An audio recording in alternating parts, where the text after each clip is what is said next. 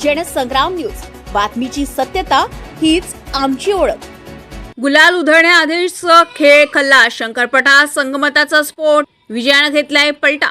वर्धा जिल्ह्यातील सेलू येथे रंगलेल्या राज्यस्तरीय शंकरपट स्पर्धेमध्ये एक असा थरार पाहायला मिळालाय ज्याने संपूर्ण पंचक्रोशी हादरून गेली आहे. 51,000च्या 5व्या पुरस्कारासाठी रंगलेली लढत आता थेट संशयाच्या भोवऱ्यात. मिळालेल्या माहितीनुसार दंढारे फ्रूट कंपनीची मोती राणा, संत केजाजी ग्रुपची नीलू फंटी यांच्यात अंतिम सामना ठरला होता.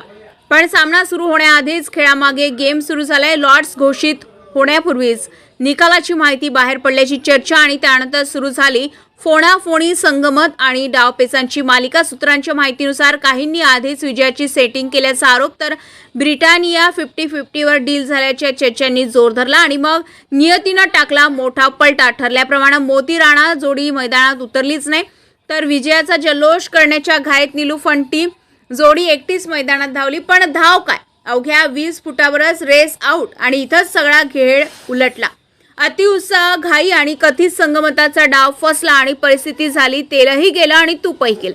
दरम्यान मोती राणा जोडीचे मालक रामलाल कटरे यांनी माजी पदाधिकारी मारोतराव बैले यांच्यावर थेट मांडवली आणि पैशाच्या व्यवहाराचे गंभीर आरोप केले. या आरोपामुळे शंकरपट स्पर्धेवर मोठा प्रश्नचिन्ह निर्माण झालाय.